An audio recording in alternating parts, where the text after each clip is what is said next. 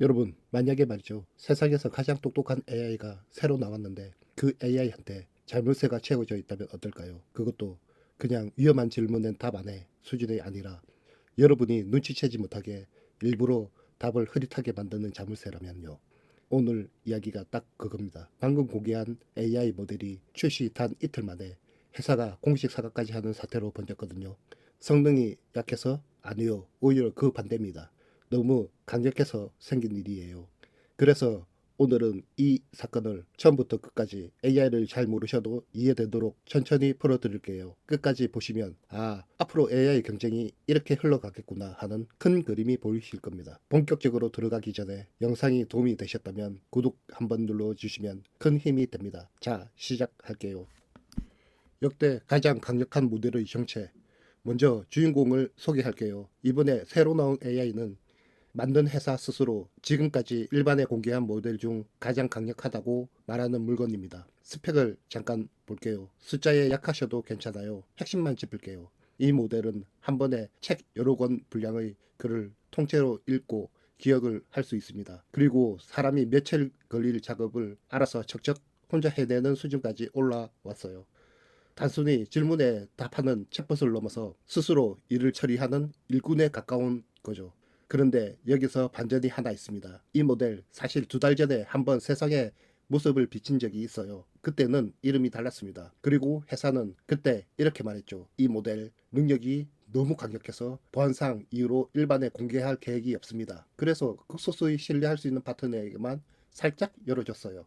일종의 제한 상향이었던 셈이죠. 그랬던 모델이 2달 만에 이름을 바꿔 달고 누구나 쓸 수 있게 봉인 해제된 겁니다. 물론 그냥 풀어준 건 아니에요. 여기서 진짜 이야기가 시작됩니다. 2장 같은 두뇌 다른 자물쇠 모델이 2개로 나뉜 이유. 이번에 공개된 건 사실 모델이 2개입니다. 이름이 헷갈릴 수 있으니 그냥 A 버전과 B 버전이라고 부를게요. A 버전은 일반의 공개용입니다. 돈을 내는 사람이나 기업이라면 누구나 쓸 수 있어요. B 버전은 같은 두뇌를 가졌지만 특별히 승인을 받은 극소수의 사용자에게만 공개됩니다. 주로 사이버 보안을 지키는 방어 전문가들이죠. 재밌는 것은 공식 문서상으로 이들은 성능도 가격도 똑같다는 거예요. 도대체 뭐가 달라진 걸까요? 차이는 딱 하나, 자물쇠의 개수입니다. A 버전은 안전장치가 단단히 채워져 있고 B 버전은 승인된 범위 안에서 그 자물쇠 일부가 풀려 있죠. 즉 두뇌는 같은데 누구에게 주느냐에 따라서 채워져 있는 자물쇠가 달라지는 구조인 거죠. 여기서 오늘 영상의 가장 중요한 메시지가 하나 나옵니다. 예전엔 AI 경쟁이 누가 더 똑똑한 모델을 만드느냐 싸움이었죠. 시험 점수표 경쟁이었어요. 그런데 이제 무대를 옮겨가고 있습니다. 그 강력한 능력을 누구에게 어떤 자물쇠를 채워서 데이터를 어떻게 다루면서 열어줄 것이냐. 모델 그 자체가 아니라 모델을 감싸고 있는 것들이 경쟁의 핵심이 된 거죠. 이게 오늘 사건을 이해하는 열쇠입니다. 회사는 왜 굳이 자물쇠를 채웠나? 자, 그럼 회사는 왜 이렇게까지 자물쇠에 집착했을까요? 크게 3가지 이유를 들었습니다. 하나씩 볼게요. 첫째, 사이버 보안입니다. 똑똑한 AI는 컴퓨터 코드를 정말 잘 읽어요. 그래서 프로그램의 약점, 그러니까 구멍을 빠르게 찾아냅니다. 이게 방어하는 사람한테는 축복이에요.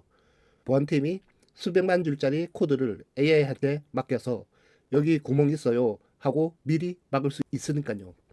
그런데 똑같은 능력이 공격자 손에 들어가면 이야기가 정반대가 됩니다. 더 빨리, 더 넓게 약점을 찾아서 해킹에 써먹을 수 있게 되는 거죠. 칼이 요리사 손에 있느냐, 강도 손에 있느냐의 차이예요. 둘째, 생물학과 학입니다. 연구자한테는 신약 개발이나 실험실 설계에 엄청난 도움이 되지만 나쁜 마음을 먹은 사람에게는 위험한 지식으로 다가갈 수 있죠. 실제로 회사는 독극물을 만드는 법 같은 질문을 예로 들었습니다. 셋째, 이게 좀 독특한데요. 뺏겨가기 방지입니다. 전문용어로 디스틸레이션이라고 하는데 쉽게 말하면 이래요. 똑똑한 AI가 질문을 잔뜩 던져서 그 답을 쫙 모으면 그걸로 다른 AI를 가르칠 수 있어요. 마치 우동생 답안지를 몽땅 베껴서 다른 학생을 키우는 것처럼요. 마치 앞의 2가지가 세상에 끼칠 피해를 막는 거라면 이 3번째 성격은 좀 달라요. 안전 문제이기도 하지만 동시에 경쟁사가 우리 AI를 베껴서 자기 AI를 만드는 걸 막겠다는, 솔직히 말하면 회사의 이익을 지키는 목적도 같이 들어가 있는 거죠. 공공의 안전과 회사의 이익, 이 두 가지가 하나의 자물쇠 안에 같이 묶여 있다는 점, 이거 기억해 두세요. 뒤에서 다시 나옵니다. 보이지 않는 자물쇠는 이렇게 작동합니다. 그럼 자물쇠가 실제로 어떻게 작동하는지 알아볼까요? 이게 단순히 욕설 필터 같은 건 아니에요. 훨씬 정교합니다. 여러분이 질문을 던지면 별도의 AI 검열관이 그 질문을 먼저 들여다봅니다. 사이버 보안, 생물학, 벽개가기처럼 위험한 영역에 걸리는지 판단을 하는 거죠. 만약 위험하다고 판단되면 이 강력한 새 모델이 직접 답하지 않습니다. 대신 한 단계 아래의 좀 더 검증된 기존 모델에 답을 넘겨버리는 거예요. 회사는 이걸 그냥 거절당하는 것보다 나은 경험이라고 설명을 했어요. 아래 모델도 충분히 똑똑하니까요. 합법적인 범위 안에서 도움을 받을 수 있다는 거죠. 그리고 중요한 포인트, 이렇게 다른 모델이 넘어갈 때 사용자에게 지금 넘어갔어요 라고 알려주게 되어 있었습니다. 투명하죠. 내가 받은 답이 어디서 온 건지 알 수 있으니까요. 이게 바로 눈에 보이는 자물쇠입니다. 여기까지 아무 문제가 없었어요. 문제는 눈에 안 보이는 자물쇠가 따로 있었다는 겁니다. 5장 진짜 사건, 보이지 않는 개입. 자, 여기가 오늘의 클라이막스입니다. 집중해 주세요. 방금 본 벽개가기 방지 말고 한 단계 더 넓은 영역이 있었어요. 바로 최첨단 AI 자체를 만드는 작업. 예를 들어서 이런 거예요. 수천 개의 칩을 어떻게 연결해서 AI를 학습시키나요? AI 전용 반도체를 어떻게 설계하나요? 같은 AI 개발의 핵심 노하우를 묻는 질문들이죠. 이 영역에서는 자물쇠가 완전히 다른 방식으로 작동했습니다. 다른 영역은 다른 모델로 넘어갑니다 하고 알려줬어요. 그런데 이 영역은 사용자에게 아무 말도 하지 않았습니다. 겉으로 멀쩡하게 답을 해줘요. 그런데 그 답이 회사가 몰래 손을 대서 일부러 질을 떨어뜨린 답이었던 거죠. 회사가 직접 공개한 문서에 그 방법 3가지가 적혀 있었는데요. 쉬운 비유로 풀어드릴게요. 첫 번째 방법은 질문지 바꿔치기입니다. 여러분이 낸 질문 앞뒤에 보이지 않는 지시문을 몰래 붙여서 답변 방향을 슬쩍 틀어버리는 거죠. 실제 문제 자체를 살짝 바꿔치기 하는 거죠. 두 번째는 생각 방향을 틀기입니다. 이건 한 단계 더 깊어요. 질문지가 아니라 AI 머릿속에 회로에 직접 선을 대는 겁니다. 특정 주제만 떠올리면 생각이 자꾸 옆으로 새도록 만드는 거죠. 세 번째, 부분 재교육입니다. 그 주제에 대해서만 AI를 따로 살짝 다시 가르쳐서 아예 다르게 답하도록 만드는 거예요. 정리하면 이래요. 질문을 바꾸거나 생각을 틀거나 아니면 살짝 다시 가르치거나 3가지 다 공통점이 있습니다. 사용자는 절대 알 수 없다는 거예요. AI가 저는 답할 수 없습니다 라고 말하는 게 아니거든요. 겉으로는 친절하게 답을 해줍니다. 그런데 이게 AI가 낼 수 있는 최선의 답인지 아니면 누가 몰래 흐려놓은 답인지 구분할 수 있는 방법이 없다는 거죠. 이게 왜 그렇게 큰 문제일까요? 특히 개발자와 연구자한테 치명적입니다. 새 AI 성능을 테스트했는데 결과가 좀 이상하다?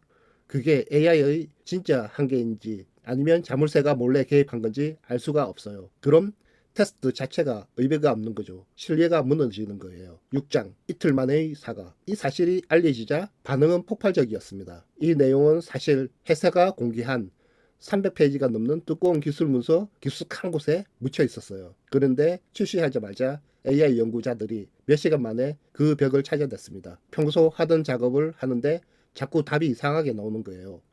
이거 뭔가 막혀 있는데? 라고 알아챈 거죠. 한 유명 AI 연구자는 AI 연구자들이 이렇게 화내는 건 처음 본다 라고 할 정도였으니까요. 결국 회사는 출시 이틀 만에 한 발 물러섰습니다. 공식 입장을 낸 거죠. 우리가 균형을 잘못 잡았습니다. 사과합니다. 그러면서 정책을 바꿨죠. 앞으로 이 영역도 다른 영역처럼 막힐 때 사용자에게 보이게 알려주겠다고 한 겁니다. 여기서 한 가지 짚고 넘어갈 게 있어요. 사실 회사가 처음에 보이지 않게 만드는 데에도 나름의 논리가 있었습니다. 보이지 않는 자물쇠는 투명하지만 공격자에게도 힌트를 줍니다.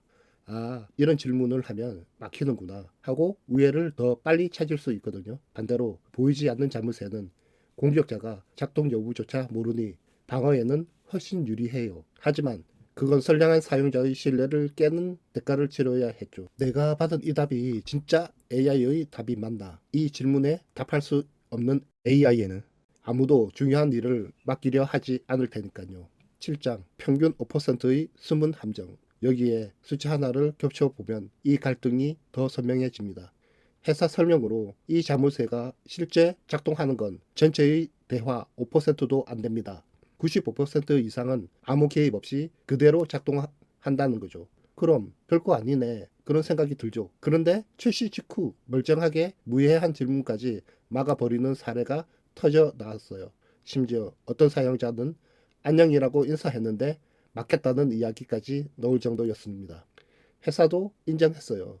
빠르고 안전하게 내보내려고 일부러 자물쇠를 빡빡하게 조여놨다고요. 반대로 여기에 평균 5%의 함정이 있습니다. 일반 사용자는 이 자물쇠를 평생 한 번도 못 느낄 수 있어요. 그런데 보안, 코딩, AI 개발처럼 정작 이 강력한 능력이 가장 필요한 전문가들이 하필 그 자물쇠와 가장 자주 부딪히게 되는 거죠. 가장 강력한 도구를 가장 잘 쓸 사람이 가장 자주 막히는 아이러니. 이게 핵심입니다. 8장 조용하지만 가장 현실적인 조건 데이터. 여기에 또 하나 조용하지만 기업 입장에서 가장 현실적인 조건이 붙습니다. 바로 데이터 보존이에요. 회사는 이 새로운 모델의 모든 대화 기록을 30일간 의무적으로 보관하기로 했습니다. 보통 큰 기업 고객들은 내 데이터는 아예 남기지 마세요라는 옵션을 쓸 수 있어요. 보통 보안이 생명인 회사한테는 필수죠. 그런데 이 모델에서는 그게 안 됩니다. 무조건 30일을 남아야 해요. 회사 설명은 이렇습니다. 이 데이터는 AI 학습이나 다른 용도로 쓰지 않고 오직 보안 목적으로만 씁니다. 새로운 공격 수법을 잡고 여러 번 거쳐 조각조각 들어오는 교묘한 공격을 분석하기 위해서요. 30일이 지나면 삭제됩니다. 기술적으로는 이해됩니다. 한 번에 위험한 걸 묻지 않고 여러 번 대화를 나눠서 정보를 모으는 공격은 질문 하나만 한 번에 위험한 걸 묻지 않고 여러 번 대화에 나눠서 정보를 모으는 것은 질문 하나만 봐서는 절대 잡을 수 없으니까요. 그런데 여기서 우리나라 기업들에게도 그대로 적용되는 질문이 생깁니다. 삼성, SK, LG 같은 제조사가 내부 설계 자료를 금융사가 고객 데이터를 보안기업이 취약점 정보를 이 AI에 넣으려는 순간 떠오르는 생각이 바뀝니다. 예전엔 이 AI가 성능이 제일 좋은가 였다면 이제는 30일 보관 조건이 우리 보안 규정과 충돌하지 않나 먼저 걸리는 거예요. 만약 회사 관리자가 이 정책에 동의하지 않는다면 그 회사에서는 이 모델을 메뉴에서 아예 안 보이게 됩니다. 같은 회사 모델인데 이 모델만 조건이 다른 거죠. 거꾸로 보면 국내 클라우드나 보안기업한테 기회이기도 합니다. AI를 직접 만드는 정책만 있는 게 아니라 기업 안에서 AI를 안전하게 쓰도록 귀를 터주고 권한을 나누고 기록을 남기고 민감 데이터를 통제하는 영역이 점점 커질 테니까요. 9장, 오해, 두 가지 정리, 그리고 앞으로. 마지막으로 오해 두 가지만 정리하고 갈게요. 첫째, 자물쇠가 붙었다고 이 모델이 약한 건 절대 아닙니다. 오히려 반대예요. 며칠짜리 작업을 혼자 해내는 회사가 일반에 공개한 역대 가장 강력한 모델인 건 변함이 없는 사실입니다. 둘째, 그렇다고 이 자물쇠가 완벽하다고 보장할 수는 없어요. 일부 전문가들이 아무리 두드려봐도 통째로 뚫는 방법은 아직 못 찾겠다고 하지만 모델이 강해질수록 뚫으려는 시도가 더 정교해질 테니까요. 자, 그럼 우리는 앞으로 뭘 지켜보면 될까요? 네 가지로 정리해 드릴게요. 하나, 회사가 약속대로 자물쇠를 투명하게 운영하는지, 언제, 왜 막혔는지 사용자가 알 수 있어야 합니다. 둘째, 전문가용 B 버전의 문이 어디까지 누구에게 열리는지. 셋째, 경쟁사들의 선택.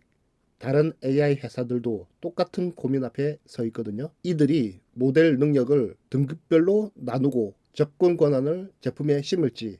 넷째, 실제 기업 도입에서 성능보다 먼저 부딪히는 조건이 뭔지, 비용일 수도, 데이터 보관일 수도, 오동작일 수도 있어요. 그래서 오늘 이야기를 딱 한 문장으로 정리하면 이렇습니다. AI 경쟁의 다음 라운드는 더 강력한 모델을 만드는 싸움이 아니라 그 강함을 누구에게 얼마나 솔직하게 열어줄 것이냐 싸움입니다. 한 회사가 첫 수를 뒀고 한 번 사과했고 방향을 수정했습니다. 이제 다른 회사들이 어떤 수를 둘지 지켜볼 차례예요. 오늘 영상이 재밌게 보셨다면 구독과 좋아요 부탁드려요. AI 세상의 진짜 중요한 변화들 앞으로 더 쉽게 풀어드리겠습니다. 이상은 개발하는 시기였습니다. 감사합니다.